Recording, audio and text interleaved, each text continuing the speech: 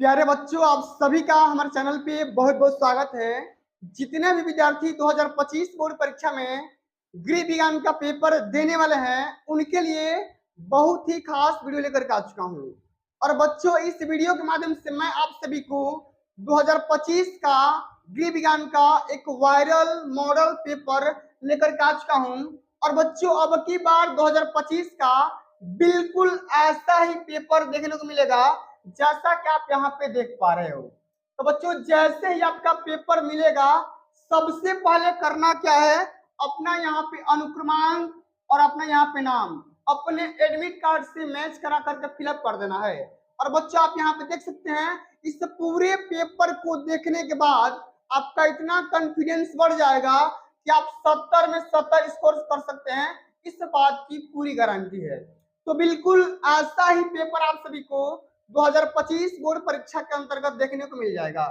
सबसे पहले बच्चों, हम बात करते हैं कि जो भी आपका पेपर बनेगा, उस पूरे पेपर को हल करने के लिए आपके पास समय रहेंगे 3 घंटे 15 मिनट। तो बच्चों, करना क्या है, आप सभी को 15 मिनट में पूरे पेपर को ध्यान से पढ़ना है। ध्यान से पढ़ने के बाद आप सभी को आइडिया लग जाएगा कौन सा क्वेश्चन आ रहा है, कौन सा क्वेश्चन नहीं आ रहा है, कौन सा क्वेश्चन कितने नंबर का है, आप आसानी से समझ जाएंगे। इतना करने के बाद बच्चों, इतना करने के बाद आपको क्या करना है, यहाँ पर फटाफट निर्देश को भी यहाँ पे पढ़ लेना है। जैसा कि आप यहाँ पे देख सकते हैं, नोट लिखा गया है कि प्रारंभ के 15 मिनट परीक्षार्थियों को प्रश्न पत्र पढ़ने के लिए निर्धारित है। यानी कि शुरू में आप सभी को क्या करना है, क्वेश्चन पेपर को ध्यान से पढ़ना है। निर्देश में लिखा गया है कि सभी प्रश्न हल करना अनिवार्य है, एक भी क्वेश्चन को छोड़ना नहीं है। आगे बताया जा रहा है कि आवश्यकता अनुसार अपने उत्तरों की पुष्टि नामांकित रेखा चित्रों के माध्यम से कर सकते हैं। यानी कि जहां पर आप सभी को नीड हो फिगर बनाना, डायग्राम बनाना, वहां पर डायग्राम को जरूर बनाइएगा। और कौन सा क्वेश्चन कितने नंबर का है उसके सामने बता दिया गया है, ठीक ना। अब बच्चों, हम आगे बात करेंगे। ये जो आपका क्वेश्चन पेपर रहने वाला है, 2 खंडों में डिवाइड होगा, ठीक ना बच्चों। 2 खंडों में डिवाइड होगा। एक तो आपका होगा खंड अ, ठीक ना। एक तो होगा आपका खंड अ, जिसमें 20 बहुविकल्पी रहने वाले हैं। ये आप सभी को पता होगा। तो सबसे पहले बच्चा हम करेंगे क्या, सबसे पहले हम बच्चा ये करेंगे कि जो भी आपका खंड अ आता है, यानी कि 20 बहुविकल्पी वाला सेक्शन को सॉल्व करेंगे। उसके बाद हम खंड ब के सारे प्रश्नों को बताएंगे और क्या करना है, उसको तैयार करना है। और 2025 बोर्ड परीक्षा में भैया, 2025 बोर्ड परीक्षा में 70 का 70 टारगेट लेकर के चलना है। एक कदम 70 में 70। जब तक तोड़ेंगे नहीं तब तक छोड़ेंगे नहीं। अरे रख हौसला, वो मंजर भी आएगा। रख हौसला, वो मंजर भी आएगा। प्यासे के पास चलकर समंदर भी आएगा। थक कर न बैठ ये मंजिल के मुसाफिर, मंजिल ही मिलेगी और मंजिल मिलने का मजा भी आएगा। तो ये बच्चों, शानदार तरीके से इस सेशन को स्टार्ट करते हैं। और सबसे पहले हम इस पूरे क्वेश्चन को सॉल्यूशन समझते हैं, ठीक ना। आइए, सबसे पहला हमारा क्वेश्चन पूछा गया है कि लोकप्रिय पारिवारिक बजट का सिद्धांत किसने प्रस्तुत किया था। बताना है, मार्क्स ने, एंजिल ने, कार्लस्टाइन ने या माइकल एंजिल ने। तो जिन बच्चों को इसका राइट आंसर पता है, वो इस राइट आंसर को कमेंट में भी कमेंट कर सकते हैं। तो बच्चों देखो, पारिवारिक बजट का सिद्धांत किसने दिया था, वो दिए थे एंजिल ने। किसने दिया था, एंजिल ने। आप सभी के यहाँ पे सेकेंड ऑप्शन बिल्कुल राइट आंसर हो जाएगा, ठीक है। अब चलिए बच्चों, हम आगे बात कर लेते हैं। अगला हमारा क्वेश्चन पूछा गया है, बहुत ही इंपॉर्टेंट क्वेश्चन है, कई बार पेपर में आ चुका है कि बचत सुरक्षित रखने का प्रमुख साधन क्या है। ऑप्शन दे रखा है, बॉक्स में रखना, बैंकों में जमा करना, या पड़ोसियों के घर रखना, या इनमें से कोई नहीं। तो बताओ बच्चों, हम सेविंग कहाँ पे करते हैं। जो भी हम धन कमाते हैं, खर्च करते हैं, खर्च करने के उपरांत जो भी हमारी शेष राशियां बच जाती है, हम उसको कहाँ पर सेविंग करते हैं। तो हम सेविंग करते हैं अपने बैंकों में। कहाँ पर करते हैं भैया, अपने बैंकों में। तो बैंकों में जमा करना, यानी कि सेकंड ऑप्शन इसका बिल्कुल राइट आंसर हो जाएगा। ठीक है, चलिए आगे बढ़ जाते हैं। अगला हमारा क्वेश्चन दे रखा है कि राष्ट्रीय बचत पत्र योजना किसकी योजना है? राष्ट्रीय बचत पत्र किसकी योजना है? बैंक की, जीवन बीमा निगम की, या डाक खाने की, या उपरोक्त में से कोई नहीं? तो जल्दी से भाई बता दो इसका राइट आंसर क्या रहने वाला है।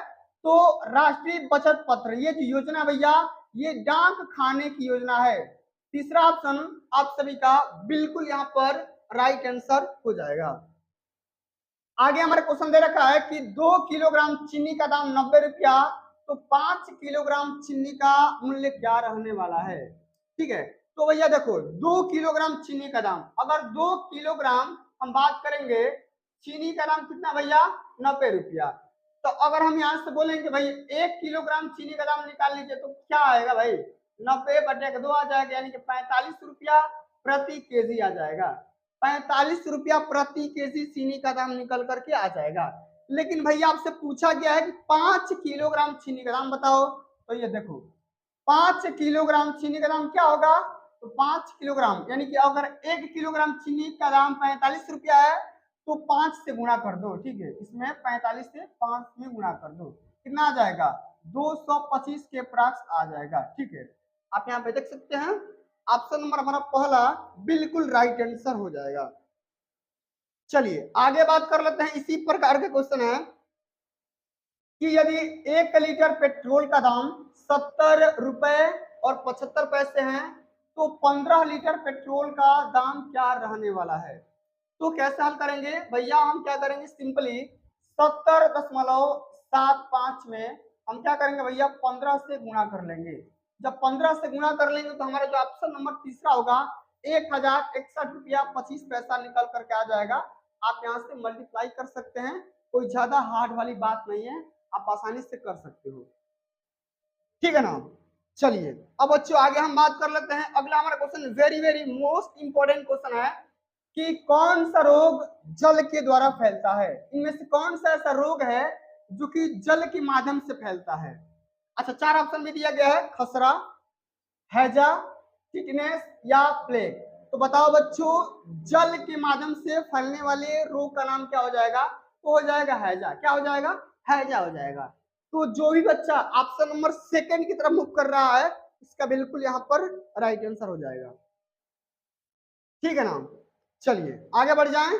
अगला हमारा क्वेश्चन पूछा गया भाई, बहुत ही इंपॉर्टेंट क्वेश्चन है कि विश्व पर्यावरण दिवस कब मनाया जाता है? कई बार पेपर में पूछा जा चुका है कि विश्व पर्यावरण दिवस कब मनाया जाता है?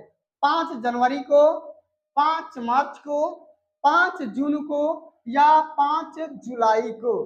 तो विश्व पर्यावरण दिवस क्या हो जाएगा? 5 जून को मनाया जाता है। कब? 5 जून को मनाया जाता है भाई। तीसरा ऑप्शन यहाँ पर बिल्कुल करेक्ट आंसर होगा। ठीक है, चलिए आगे बढ़ जाते हैं। अगला हमारा क्वेश्चन दे रखा है कि वस्तुओं के जलने से कौन सी गैस बनती है? यानी कि वस्तुओं को जो हम जलाएंगे तो कौन सी गैस बनती है ये आपको बताना है। कार्बन डाइऑक्साइड गैस यानी कि CO2, ठीक, नाइट्रोजन यानी कि N2, ऑक्सीजन यानी कि O2, ओजोन यानी कि O3। तो बताओ बच्चों जब हम वस्तुओं को जलाते हैं तो कौन सी गैस प्राप्त होती है? तो हमें प्राप्त होती है कार्बन डाइऑक्साइड यानी कि CO2 गैस मिलती है। तो वस्तुओं के जलने से कार्बन डाइऑक्साइड गैस प्राप्त होती है। पहला ऑप्शन आप सभी का बिल्कुल राइट आंसर हो जाएगा। ठीक है ना? चलो आगे बात कर लेते हैं। कूड़ा करकट को किन माध्यमों से निस्तारित किया जाता है? यानी कि जो भी कचरा होता है, मलमूत्र होते हैं, किस प्रकार से हम उसको कंपोज कर सकते हैं इसके बारे में पूछा गया है। गाड़ करके, जला करके, या खाद बना करके, या इनमें से सभी? तो बच्चों देखो कूड़ा करकट को हम निस्तारित करने का सभी यहाँ पे प्रोसेस सही है, इनमें से सभी इसका राइट आंसर हो जाएगा। ठीक है ना? चलिए आगे बात कर लेते हैं। अगला हमारा क्वेश्चन पूछा गया है कि संक्रामण रोग कैसे फैलता है? संक्रामण रोग माने कि बहुत कम समय में ज्यादा फैलने वाला रोग, ठीक ना? कैसे फैलता है भाई बताओ?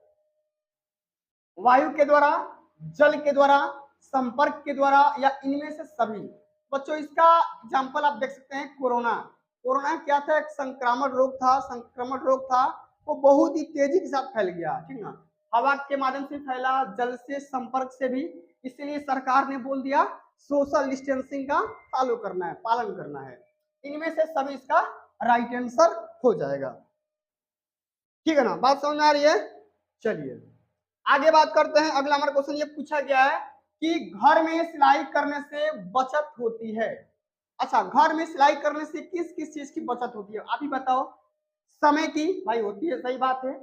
धन की, धन नहीं है ये, धन है, मनी, ठीक है, मनी की भाई होती है, सही बात है। अगर हम अपने घर में फटे कपड़े को सिल लेते हैं हमारा पैसा बच जाएगा। उसके बाद से कपड़े की, जो दर्जी कपड़ा काट के अपने घर पर रख लेता है वो भी हम बचत कर सकते हैं। यानी कि समय, धन और कपड़े तीनों की बचत हो जाएगा। कब? जब हम अपने घर पे सिलाई करेंगे, ठीक है ना भाई। चलिए आगे बात करते हैं जल में घुलनशील विटामिन। अच्छा, जल में पूछा गया ना, तो जल में घुलनशील सॉल्युबल विटामिन का नाम बताना है। Vitamin A, B, C. Vitamin A तो होगा नहीं भाई, विटामिन बी, सी हो सकता है, विटामिन ए, डी भी नहीं होगा। विटामिन ई के, तो विटामिन बी और सी, ठीक ना। विटामिन बी और विटामिन सी, ये दोनों विटामिन ऐसे हैं जो कि वाटर में, इसमें भाई वाटर में सॉल्युबल है, ठीक है ना। इस बात को ध्यान में रख लेना है, ठीक है। चलिए आगे बढ़ जाएं। अगला हमारा क्वेश्चन पूछा गया भाई, ध्यान से सुनिएगा। किसके प्रयोग से तुरंत ऊर्जा मिलती है? किसके प्रयोग से हमें तुरंत एनर्जी प्रोवाइड होती है, बताओ। विटामिन की, प्रोटीन की, ग्लूकोज की, या खनिज लवण की? आप लोग नोटिस किए होंगे, कोई अगर बीमार होता है, अगर शरीर में उसकी एनर्जी की कमी होती है, हम उसको तुरंत ग्लूकोज पिलाते हैं। क्या करते हैं भाई? तुरंत ग्लूकोज पिलाते हैं। क्यों क्यों पिलाते हैं बताओ?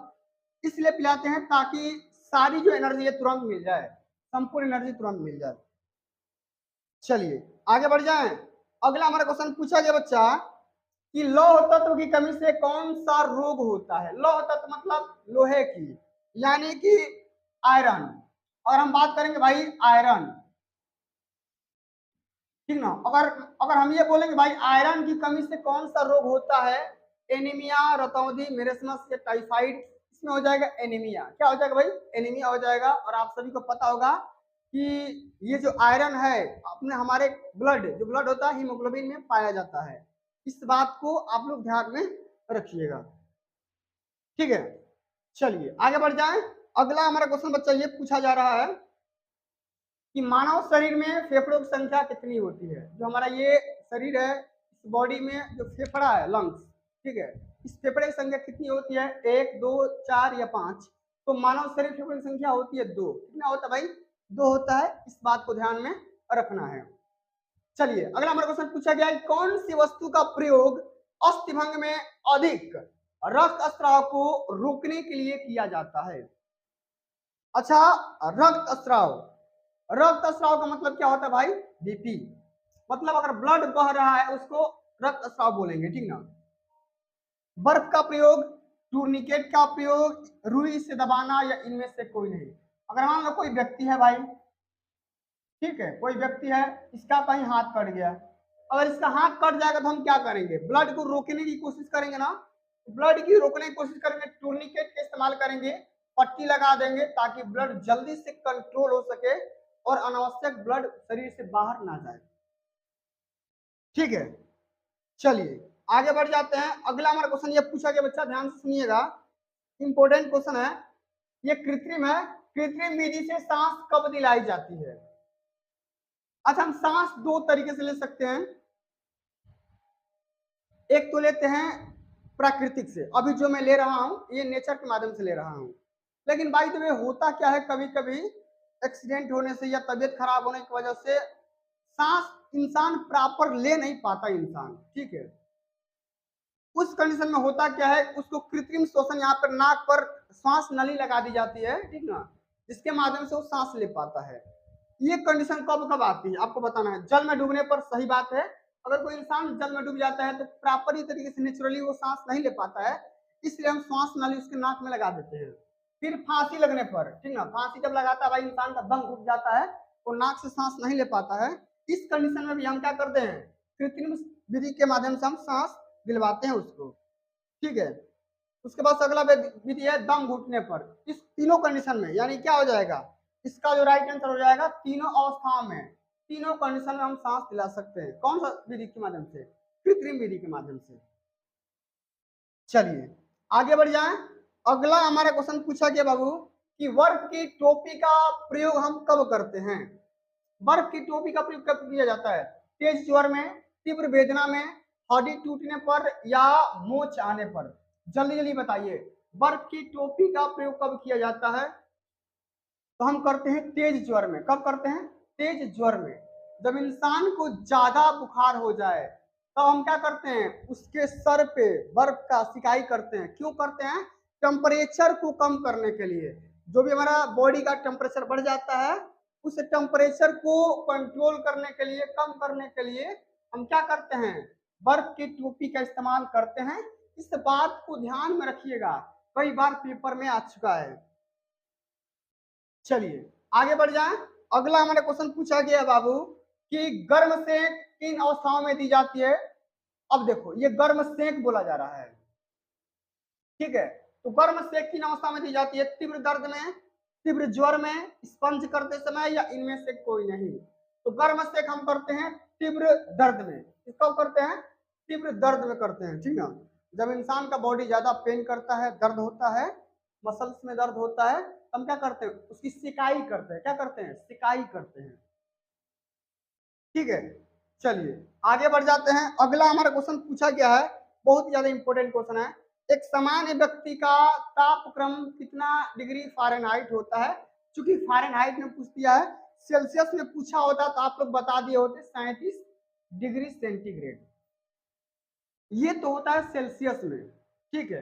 लेकिन पूछा गया है फ़ारेनहाइट में, तो ये हो जाएगा 98.6 होता है, 98.6 डिग्री फ़ारेनहाइट होता है। यही इसका राइट आंसर हो जाएगा, ठीक है। इसको बना लीजिएगा, ठीक है। इस बात को ध्यान में रख लीजिएगा। चलिए तो बच्चों मैंने आप सभी को पूरा बता दिया, एमसीक्यू जो भी आपका 20 बहुविकल्पी था उसका सारा का सारा सॉल्यूशन करवा दिया। अब चलिए आगे हम बात कर लेते हैं खंड ब के तरफ, जो भी आप सभी से क्वेश्चन पूछे जाएंगे, ठीक है। तो आप सभी को पता होगा कि आपका जो खंड ब आता है, खंड ब आता है वो 50 नंबर का पूछा जाए। कितने नंबर का, 50 नंबर का। अब देखो 50 नंबर का पूछा जाता है, इंपॉर्टेंट यही है, यहीं से नंबर बनते हैं बिगड़ते हैं। इसमें तो अंदाज से भी आप कर सकते हो, लेकिन भाई इसमें तो आपको आंसर लिखना पड़ेगा ना। आंसर कैसे लिखना है, कॉपी कैसे लिखना है, मैं आपको इस चैनल के माध्यम से बताता रहता हूँ, ठीक है, फॉलो कर लेना। चलिए चलिए भाई समझते हैं। सबसे हमारा पहला क्वेश्चन ये पूछा गया निर्देश में है कि प्रश्न संख्या 21 से लेकर के 26 तक अति लघु उत्तरीय प्रश्न दिए गए हैं और प्रत्येक प्रश्न का आंसर अधिकतम 25 शब्द के अंतर्गत ही देना है। हर एक क्वेश्चन 2 नंबर का रहने वाला है। एक अच्छे बजट की 2 विशेषताएं लिखिए।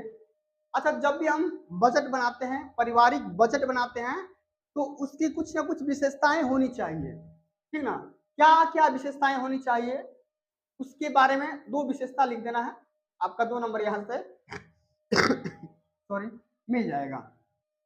फिर यहाँ पे बचत क्या होता है, सेविंग के बारे में लिखना। भाई बचत किससे कहते हैं, बचत का परिभाषा बताना है। तो हम जितना पैसा कमा रहे हैं, आय जितना हमारा हो रहा है, आय में से हम अपने खर्च को अगर माइनस कर देंगे तो हमारा क्या हो जाएगा, बचत हो जाएगा, ठीक है। तो इसी को बना करके आप सभी को लिखना है। अब देखो खून कितने प्रकार के होते हैं, 4 प्रकार के होते हैं, ए बी और ओ होता है। हाँ, तो अगला हमारा क्वेश्चन ये दे रखा है कि ध्वनि की तीव्रता के मापन की इकाई क्या होता है। अच्छा, ध्वनि की तीव्रता की मापन की यूनिट, माने ध्वनि की तीव्रता को हम किसमें मापते हैं, तो हम मापते हैं डेसिबल में। किसमें मापते हैं, डेसिबल में मापते हैं, ठीक है। तो बस खाली यहाँ पे डेसिबल लिख दोगे, आपका काम हो जाएगा भाई, ठीक ना। चलिए, कचरा प्रबंधन के लिए सर्वप्रथम क्या उपाय किया जाना चाहिए, इसके बारे में आपको तैयार करके जाना है। 2 नंबर का क्वेश्चन पूछा गया है। चिकनगुनिया के मुख्य लक्षण बताइए। भाई ये भी 2 नंबर का क्वेश्चन है। इसी प्रकार से हम बात करेंगे लघु उत्तरीय वाले क्वेश्चन का। हर एक क्वेश्चन 4 नंबर का आता है, 50 शब्द में लिखना होगा। ध्यान से समझिएगा क्वेश्चन क्या है। कह रहा है कि डाक खानों में बचत खाता खोलने का क्या लाभ होता है समझाइए। ठीक है, अगर हम जाते हैं डाक खाना में तो डाक खाना में हम सेविंग अकाउंट खोलेंगे तो हमें क्या क्या लाभ हो सकता है उसके बारे में, हमें लाभ के बारे में समझाना है। ठीक है, तो 50 शब्द में आपको लिखना है, 4 नंबर यहाँ से पक्का मिल जाएंगे। तो इन समस्त क्वेश्चनों को तैयार करके जाना है, क्योंकि अब की बार यही सब सारे क्वेश्चन आने वाले हैं। ठीक ना, ध्यान से सुनिएगा। अगला क्वेश्चन है कि मानव जीवन के लिए जल के कार्यों एवं उपयोगिताओं का वर्णन करना है। हमारे जीवन में भाई जल का कौन कौन सा काम होता है और इसका क्या क्या हमारा यूजेज है, इसके बारे में समझाना है, लिखना है। ठीक है, अगला हमारा क्वेश्चन यह है कि हमारे लिए जल क्यों आवश्यक है, या तो वो कर दो या तो ये कर दो, दोनों में से कोई ये कर दो। ठीक है, मक्खियां किस प्रकार रोगों के वाहक का काम करती है और मक्खियों के द्वारा कौन कौन से रोग फैलते हैं, इसके बारे में आप सभी को तैयार करके जाना है।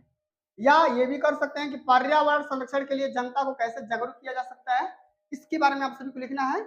और रोग प्रतिरोधक क्षमता से आप क्या समझते हैं, कई बार पेपर में आ चुका है ये क्वेश्चन, कई बार, एक बार नहीं कई बार आ चुका है। तो भैया या तो इसको करिए और नहीं तो आप इसको भी कर सकते हैं कि चेचक रोग के लक्षण, कारण और बचने के उपाय लिखिए। ठीक है, और अंत में आप सभी कहते हैं 3 यहाँ पे मोस्ट इंपोर्टेंट दीर्घोत्तरीय प्रश्न। जैसे यहाँ पे देखो 31 नंबर क्वेश्चन क्या है, ये वाला क्वेश्चन, 18 वर्ष की बालिका के पेटीकोट का नाम लिख करके, ठीक ना, ड्राफ्टिंग करना है पूरा एकदम बढ़िया से, उसका फिगर वगैरह बनाना है। या अथवा ये भी कर सकते हैं कि सब्जी के सूप की रेसिपी अथवा बनाने की कौन कौन सी विधि होती है, तमाम विधियों के बारे में आप सभी को यहाँ पे लिखना है। 6 नंबर के क्वेश्चन आता है। ठीक है ना, चलिए आगे हम देख लेते हैं 32 से 34 नंबर का क्वेश्चन, जो कि आपका दीर्घोत्तरीय प्रश्न है। ये भी आपका 4 यहाँ पे 4 ही नंबर का तो क्वेश्चन था, ये आपका आ गया दीर्घोत्तरीय वाला क्वेश्चन। चलिए, इसमें आप सभी से क्वेश्चन ये पूछा गया कि पारिवारिक बचत से आप क्या समझती हैं। ठीक है, और बचत का हमारे जीवन में क्या क्या महत्व है और किन साधनों के माध्यम से हम बचत को सेविंग कर सकते हैं, सुरक्षित रख सकते हैं, इन तमाम क्वेश्चनों का हमें आंसर देना है। 6 नंबर यहाँ से पक्का मिलने वाले हैं। 6 नंबर का क्वेश्चन ये पूछा गया है। ठीक है ना, तो आप यहाँ पे देख सकते हैं पारिवारिक बचत क्या होता है। सबसे पहले तो उसको परिभाषित करिए, इसका हमारे जीवन में क्या क्या महत्व होता है इसके बारे में समझाइए, और किन साधनों के द्वारा हम इसको सुरक्षित रख सकते हैं इसके बारे में भी आप सभी को समझाना है। अगर आपको ये क्वेश्चन नहीं आ रहा है तो आप अथवा करके ये भी कर सकते हैं कि जल का संगठन बताइए, यानी कि जल किन किन अणुओं से मिलकर के, परमाणुओं से मिलकर के बना होता है। ठीक है, और जल प्राप्ति के स्रोतों का उल्लेख करिए अथवा जल प्राप्ति के मुख्य स्रोत भी लिखिए। आप सभी को पता होगा कि जल H2O से मिलकर के बना हुआ है, यानी कि हाइड्रोजन प्लस ऑक्सीजन। तो यही पूछ रहा है कि भाई इसके संगठन का नाम बताइए, उल्लेख भी करना है और सोर्स भी बताना है। पर्यावरण प्रदूषण का जनजीवन पर कौन सा प्रभाव पड़ता है, इसके बारे में स्पष्ट करना है। 6 नंबर यहाँ से पक्का मिल जाएंगे। ठीक है, और अगला हमारा क्वेश्चन ये पूछा गया बच्चा कि डेंगू के लक्षण, कारण और रोकथाम के उपायों के बारे में वर्णन करना है। ठीक है, या तो ये करिए या तो ये करिए। ठीक है ना, और वायु के द्वारा कौन कौन से रोग फैलते हैं उस रोगों का नाम लिखना है, और वायु के द्वारा कौन कौन से रोग फैलते हैं उसके बारे में वर्णन भी करना है। ठीक है ना, तो इन तमाम क्वेश्चनों के बारे में आप सभी को क्या करना है, पूरा बढ़िया से डिटेल में डिस्कस करना है। ठीक है, अथवा ये भी कर सकते हैं कि विषाक्त भोजन से आप क्या समझते हैं, उसके बारे में भी आप सभी को चर्चा वगैरह कर लेना है। तो बच्चों आप सभी को करना क्या है, इन समस्त क्वेश्चनों को तैयार करके जाना है, तभी आप बोर्ड के पेपर में अच्छे से अच्छे नंबर स्कोर कर पाएंगे। ठीक है, अगर आप इतने सारे प्रश्नों को तैयार करके चले जाते हैं तो मैं पूरे विश्वास के साथ कह सकता हूं कि 2025 बोर्ड परीक्षा में जो भी आप सभी का गृह विज्ञान का पेपर बनने वाला है, इससे बाहर नहीं आएगा भाई। बिल्कुल जो पेपर का पैटर्न आता है बिल्कुल ऐसा ही आता है, और बिल्कुल ऐसा ही आएगा भी। 3 घंटा 15 मिनट का रहेगा। ठीक है, 70 नंबर का पेपर भी रहने वाला है, 20 नंबर बहुविकल्पी कर जाओगे, और 50 नंबर का मैंने पूरा बढ़िया से डिटेल में विस्तार भी कर रखा है। ठीक है, तो प्यारे बच्चों आज के लिए बस इतना ही। अगर ये वीडियो आप सभी को अच्छी लगी होगी, हेल्पफुल लगी होगी, तो वीडियो को लाइक कर देना, शेयर कर देना, चैनल पे नए होंगे तो सब्सक्राइब कर देना। जल्द मिलते हैं अगली वीडियो में, तब तक के लिए जय हिंद, जय भारत, वंदे मातरम।